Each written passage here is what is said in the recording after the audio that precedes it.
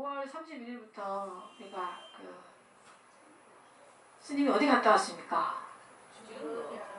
네, 중국에 구화산하고 지장보살님이 생존하신다는, 살아 숨쉬고 계시는 지장 도량이 구화산하고 간세음보살님이 현존한다는 부탄악가산을 다녀왔습니다. 그래서 이제 저도 한 번도 안 가본 데라서 꿈에 손목을 맞고 그래서 정말 꿈한 것 같은가 이런 궁금증도 생기고, 그래서 이제 가게 됐는데 참 이상했던 거는 사람들이 갈 때 자기 다 어떤 발언들을 다 가지고 가잖아요. 근데 그 지장 도량에 갔을 때 거기에 이제 감동적이었던 거는 지장보살님이 족적이 있어요. 족적 발이 이렇게 발이 있다 이만해 이렇게 족적이 이렇게 있는데 기도를 하도 하셔가지고 거기서 서서, 그래서 그게 이제 발자국이 됐대요. 그래서 거기서 제가 기도를 했는데 사람들이 이거 기도를 하면서 그렇게 우는 거예요. 뭐 왜 우는지도 몰라. 그냥 마음속에서 막 이렇게 슬픔이 막 서러움이 나와서 막 다 우는 거예요. 그냥 서서, 그때 공간 좁으니까 거기는 서서 기도했는데 다 울면서 내가 왜 우는지 모르겠다고 끝나고, 그리고 또 내려와서 또 그 지장보살님 육신보전, 지장보살님이 그러니까 지장보살님 김교각 스님이 돌아가셔가지고 굴에다가 자탄이 망하셨는데 굴에다 모셔가지고 3년 있다가 다시 꺼냈더니 살아있는 모습하고 똑같다 그랬잖아요. 그래가지고 그분을 이렇게 금을 이렇게 해가지고선 모셔놨어요. 근데 이제 사람들이 자꾸 이렇게 손으로 자꾸 이렇게 만져가지고 훼손이 될 염려가 있어서 이제 그 탑 안에다가 이렇게 모시고 이렇게 탑으로 이렇게 둘러싸여져 있는데 거기서 또 이제 기도를 했어요. 뒤에서 기도를 하는데 거기서 또 그렇게 눈물이 나는 거야. 사람들이 다 막 너무 막 눈물이 나서 기도를 거의 못할 정도로 막 이렇게 눈물이 났어요. 근데 나도 이상하게 막 이렇게 발언문이 있는데 발언문이 글씨를 못 읽을 정도로 이렇게 막 뭐랄까, 그게 뭔지 모르겠어. 어떤 서러움 뭐 이런 것들, 이런 게 막 이렇게 올라왔어. 그러면서 이제 발언을 하는데 그분의 원력이 워낙 크니까 개인 발언이 전혀 안 되는 거예요. 개인 발언이. 그분은 육신으로 그냥 신라시대 분이잖아요. 김경호 스님이 신라시대에 돌아가셨는데 아직도 지금 1000년이 넘도록 그 등신불이 된 거죠. 육신불이 된 거지. 그냥 그 마음 그대로 그 자리에 계신 거예요. 근데 과연 그것이 무슨 의미냐? 저는 개인적으로 그 서원이 그 중생을 다 구제하고자 하는 그런 큰 발언 때문에 그 모습 그대로 있구나 하는 그런 게 느껴지는 거예요. 그래서 그 모든 중생이 다 고통에서 벗어나기 전까지는 열반해주지 않겠다라는 그 발언 앞에서는 어떤 발언도 할 수가 없는 거야. 그러니까 그 발언이 워낙 커서 그냥 지장보살님의 그 발언과 함께 하겠습니다라는 그 발언 말고는 다른 발언을 내민다는 자체가 굉장히 죄송스러운 그런 느낌이었어요. 그러니까 그 불보살님은 우리 중생을 굉장히 항상 애민섭수하신다 그러잖아요. 그러니까 부모가 자식을 생각하듯이 우리는 내 자식만 생각하지만 그 불보살님들은 모든 중생들을 그냥 정말 친자식처럼 이렇게 아끼고 사랑하고 어떻게든 도와주려고 막 이렇게 하는 그런 마음을 가지고 계시다고 하는데, 근데 거기서 그 도량에서 기도를 할 때 그게 많이 느껴졌어요. 그게 참 희한하지, 그죠? 물론 우리가 기도를 열심히 할 때 그런 것 느껴지지만 그 도량이 워낙 생지장 보살이라 하죠. 김교가 스님의 서원이 워낙 컸기 때문에 그런 큰 마음을 세우신 그 도량에 가니까 그 마음이 그대로 몸으로 그냥 마음으로 탁 느껴지면서 야 정말 불보살님을 괴롭히면 안 되겠다. 왜냐면 우리가 바르게 생각하지 않고 나쁘게 생각하고 또 나쁘게 행동하면 나쁜 결과 우리한테 올 거잖아요. 그러면 그런 모습을 봤을 때 불보살님들이 너무너무 괴로우실 것 같아. 너무 안 됐고 정말 불보살님을 도와드리는 진짜 그런 사람이 돼야지 염려를 끼치는 그런 그런 사람이 되면 진짜 안 되겠다. 이런 또 다짐을 하게 되는 그런 성지순례였던 것 같아요. 그게 참 달라. 근데 그 지장도량인 부화산에 있을 때는 전체적인 분위기가 막 좀 뭐라 해야 되지? 좀 숭고하고 좀 뭐랄까 좀 안타깝고 막 벅찬 그런 것들이 있었어요. 근데 이제 보타라카산에 갔어요. 간세음 보살님이 계신다는 보타라카산에 가서 기도를 하는데 간세음 보살님의 에너지는 굉장히 밝고 따뜻하고 즐겁고 이런 에너지인 거예요. 이게 에너지가 확 다른 거예요. 그게 참 이렇게 묘하더라고요. 감동적인 거는 부화산에 지장 보살님 그 도량이 훨씬 더 감동적이었던 것 같아요. 근데 또 이쪽에 부타라카산 그 도량에서는 그냥 정말 따뜻하게 사람들 돌봐야 되겠다는 그런 생각이 많이 들었어요. 그러니까 어떤 내 발언을 한다는 그런 의미가 없어지고 그냥 그 도량에 가니까 그냥 내가 간세음보살님이 되고 내가 지장보살님이 되는 그런 마음의 상태, 그런 마음의 상태가 됐다는 게 성지순례를 한 큰 이제 보람이었던 것 같아요.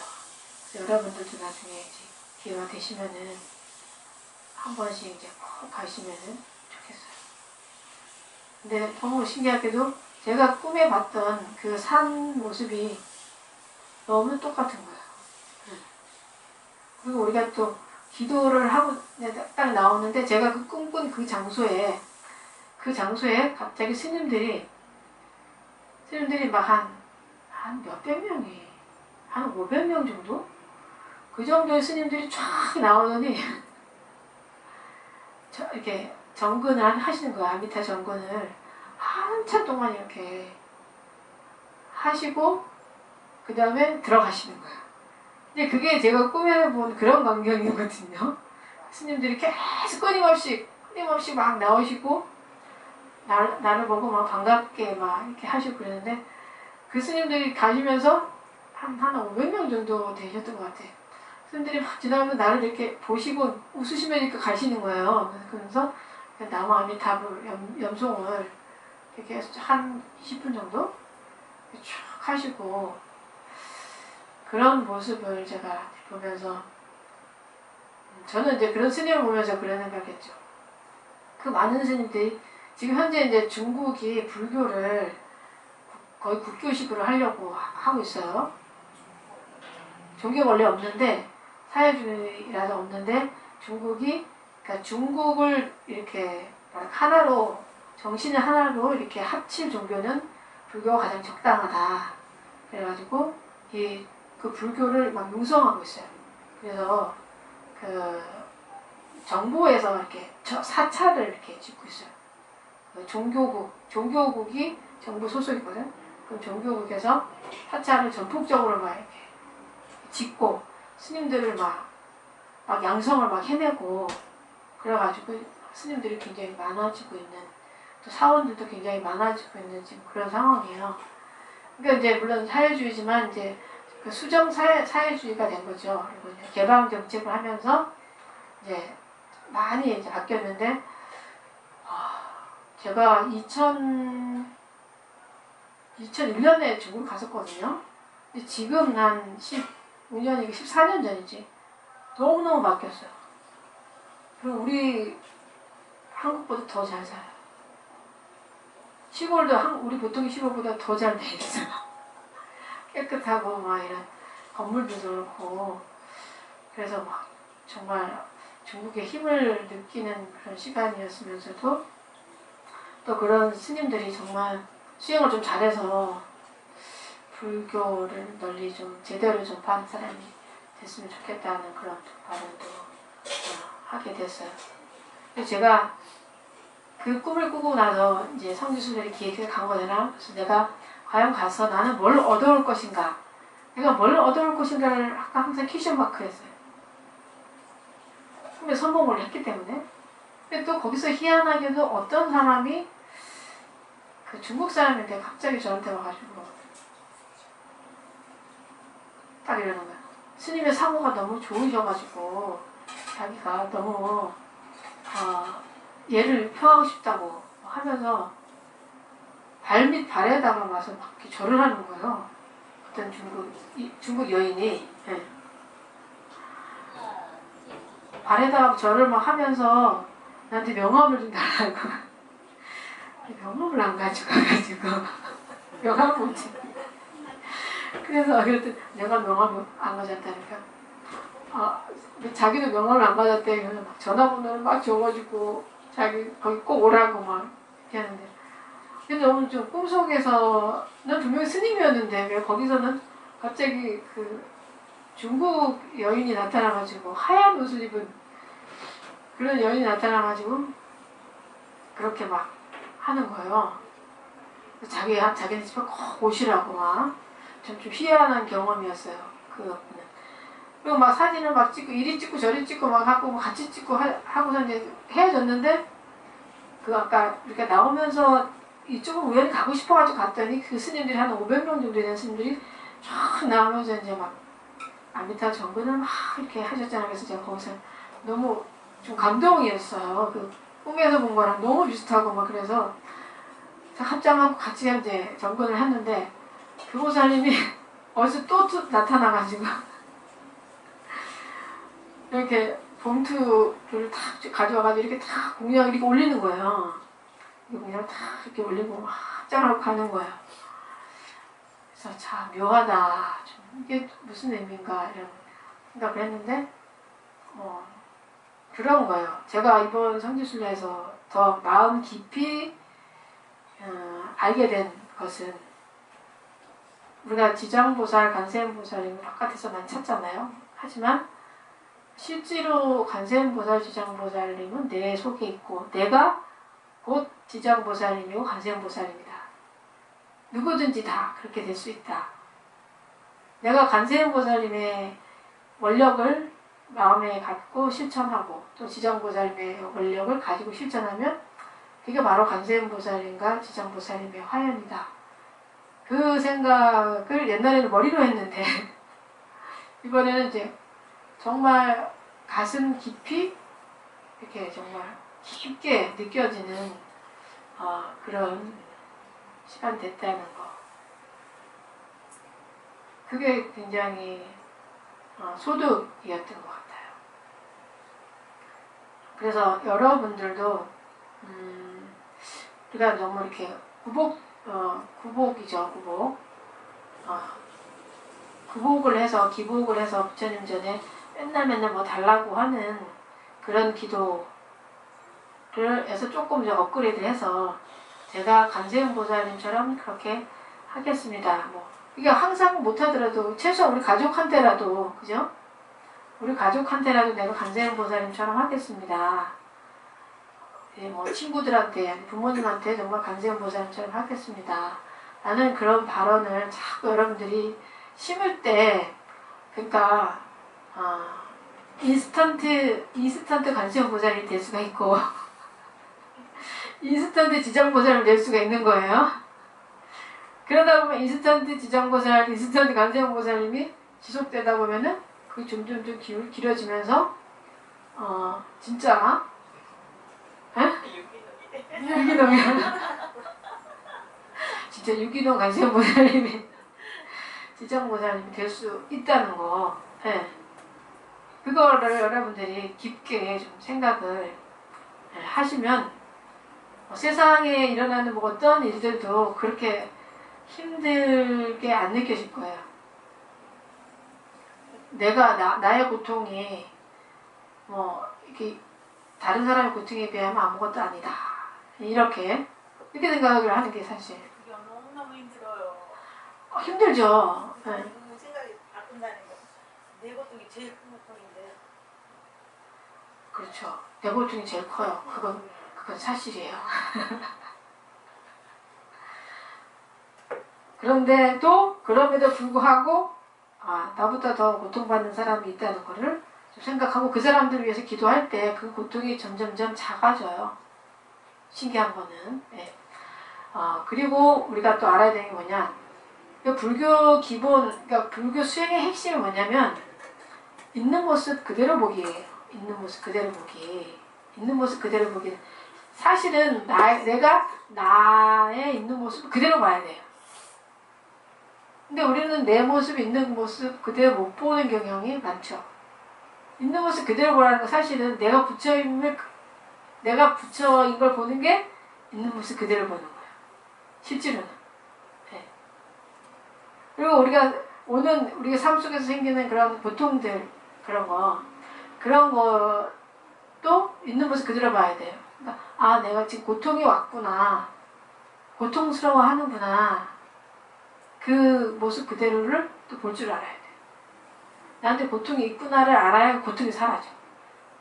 근데 그 고통이 있구나를 모르고 그냥 고통스러움을 하면은 그냥 고통에 빠져서 못 벗어나는 거죠.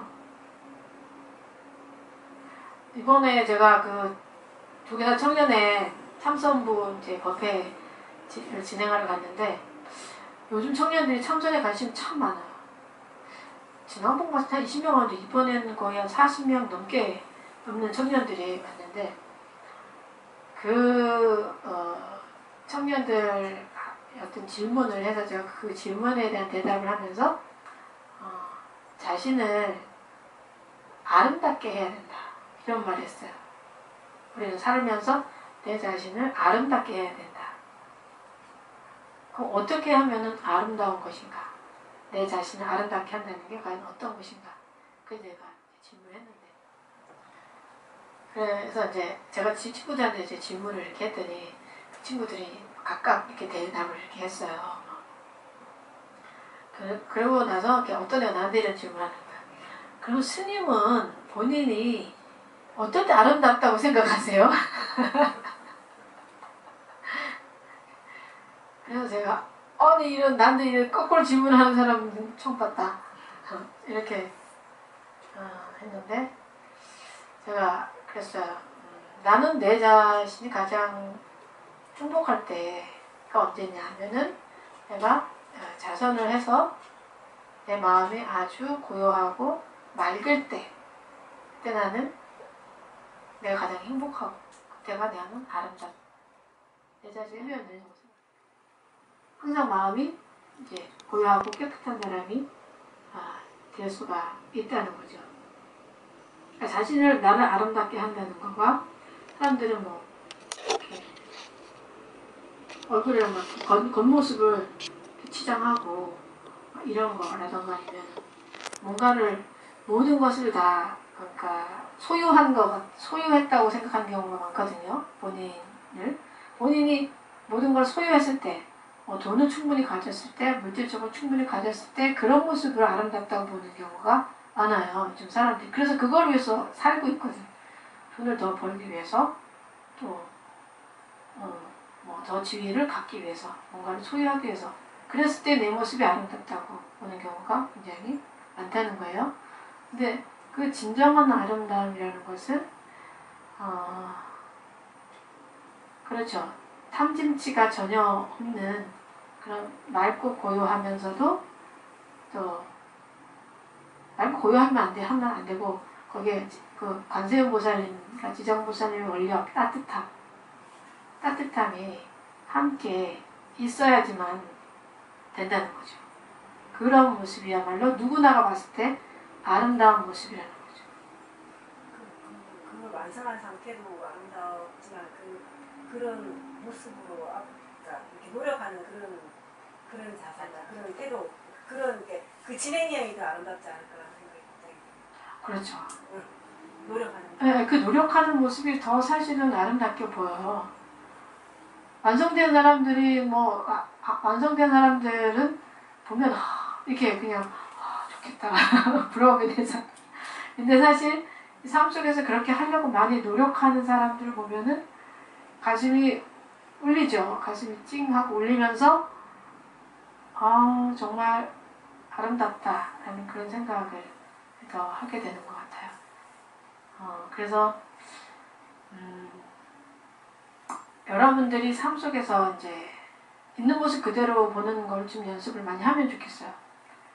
그러니까 원래는 우리가 맑은 모습이지만 우리 마음속에 그런 어떤 것들이 올라올 때 분별과 망상과 막 이런 것들이 올라올 때 그걸 좀 잘 알아차리고 이게 나한테 있구나, 그죠?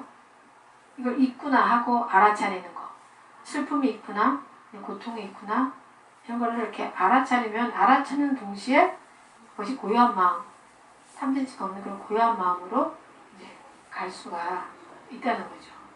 알아차리는 게 왜 중요하냐면 그거는 마음 청소와 같아요. 마음 청소와. 여러분들이 집안 청소를 할 때 보면 그렇잖아요. 집안 청소를 하다 보면은 뭐가 어디 있는지 알아지잖아요. 집안 청소를 안 할 때는 어떻게 해요? 뭐가 어디 있는지 몰라. 그냥 딱 넣어주면 놓고 살다가 어느 날 청소하면 이게 여기 있구나. 여기 있으니까 이게 자리는 여기지. 또 이거는 왜 화장실 가야 되는데 여기 와 있지? 갖다 놓고 이렇게 그 제자리에 우리 갖다 놓는다는 거죠. 그렇게 함으로써 모든 게 명료해지고 맑아지고 그와 같다는 거죠. 보통은 다른 사람을 연민히 여기는 마음으로 써주는 게 좋죠. 스프에 빠지는 것보다는 그런 마음들은 자기 마음을 잘 분석하는 거 그게 굉장히 중요한 거예요. 자기 마음을 못 보면은 백날 첫날 삼천배하고 백날 첫날 여기서 여러분들이 관세음보살, 지장보살을 염해도 바뀌는 게 없어요.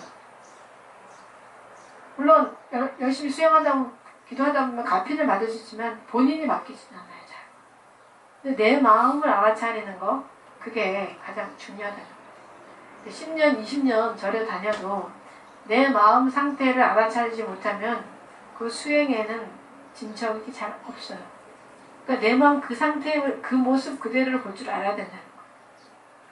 예를 들면 내가 남편하고 자꾸 싸운다 그러잖아? 그러면 내가 왜 남편하고 싸울까? 내 마음에 도대체 뭐가 있을까? 봐야 되는 거죠. 그래서 내 마음에 내가 이런 걸 굉장히 싫어하는데 남편이 이렇게 하면은 내가 여기서 화를 내고 싸우게 되는구나. 이렇게 분석을 해내야 되는 거예요.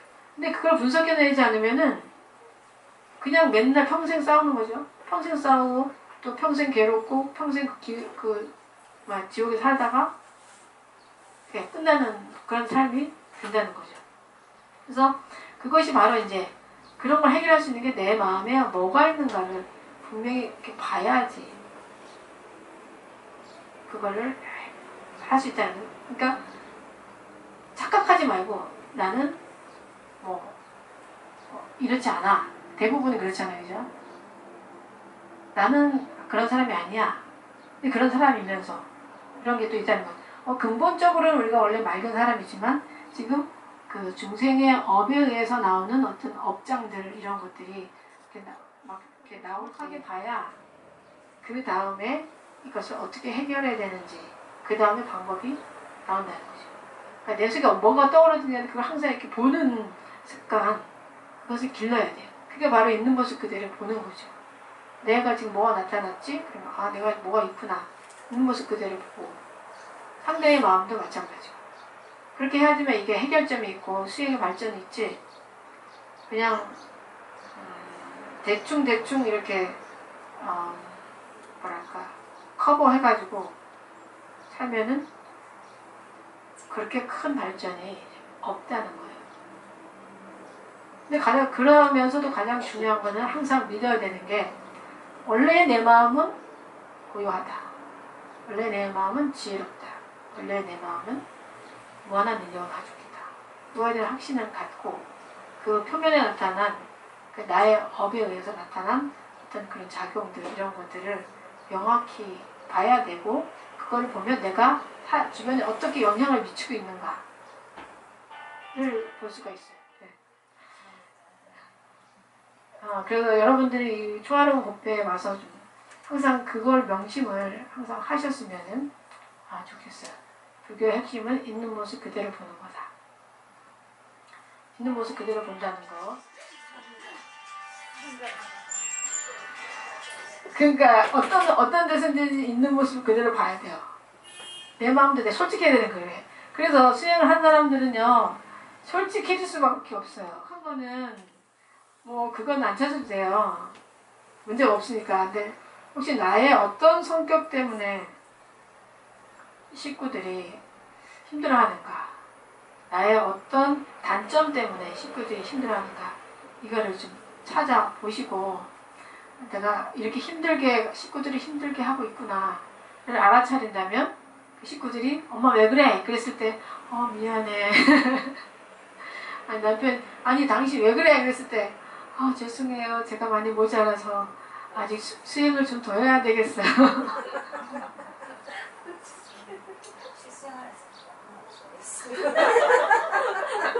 마음만 그런가? 그게 될 수 있다는 거예요. 근데 이렇게 한 번만 들어도 있잖아요. 그런 상황이 되면 그게 돼요. 한 번 들었기 때문에. 어렵죠. 왜냐면 속으로는 알아요. 내가 실수했구나라고 하는데 그게 항상 미안해. 그러니까 진심으로 미안해서 미안하다고. 그러니까 미안하다고 얘기는 하지 않아. 미안 얘기를 해도 진심으로 일어나서 반성하면서 미안하다는 거는 혼자 해요. 혼자. 아직까지 얘기를 그 속에는 이제 아상이 숨어 있는 거죠. 네, 아상, 나라는 존재. 그건 어떻게 또 깰 수 있냐면은 이 반야신경을 열심히 읽어야 돼, 여러분들이. 반야신경을 열심히 읽어서 색즉시고 공즉시서 그걸 생각하고 오온이 공합을 봐야 돼. 근데 오온 덩어리거든. 색성향 미촉법. 색수상 행식. 오온 덩어리이기 때문에 그 오온이 공합을 보면은 그 아상은 없어져요. 근데 그걸 없애기가 조금 힘든 부분이긴 하죠. 그래도 한번 이제 노력을 해야지 우리가 편안하죠. 내가 편안하고 주변이 편안한. 일단은 가야 되는 목표는 정확하게 아는 게 중요합니다. 그게 힘들고 오래 걸리겠지만 원칙적으로는 우리가 가야 할 길은 이제 거기라는 거. 그게 깨달음의 길이고 모든 것으로부터 자유로워지는 그런 길이라는 거 하시면 좋겠어요. 그러니까 그렇게 막 저는 사람들이 불법을 공부하면서 이제 그 세계관이 확 바뀌고 이렇게 막 이렇게 눈이 확 열리고 그런 모습을 보면 너무 환희로워요. 이렇게 막 이렇게 정체돼 있잖아요. 많은 사람들이 삶에 대해서 정체돼 있는 이걸 이렇게 다 바뀌면서 본인이 바뀌면서 본인이 막 환희로워 하잖아. 그거 보는 그 맛이 이게 아주 쏠쏠합니다. 아주 좋습니다. 그래서 아무튼 오늘 숙제를 좀 잘 하십시오. 3일 동안 나의 어떤 면 때문에 혹시 식구들이 힘들어하는 게 있는가, 나의 성격을 여러분들이 잘 보고 정 모를 것 같으면 물어보는 것도 괜찮아요. 혹시 나의 어떤 면이 좀 식구들 당신이 힘들게 하는 것 같아? 뭐 이렇게. 그래서 솔직히 얘기하라고. 보통은 또 안 하잖아요. 하라고 그러면 안 하다가 진짜 해야 돼요. 하면 서운해가지고 또 싸워. 내가 그렇게 해도 당신이 그렇게 알아들어야지 뭐 이렇게 하면 안 되고. 그런 게 좀 필요합니다. 자기가 정말 못 찾을 것 같으면 주변 사람들한테 이렇게 물어보는 것도 굉장히 나를 발전시킬 수 있는 기회가 됩니다. 자, 오늘은 여기서 마치도록 하겠습니다.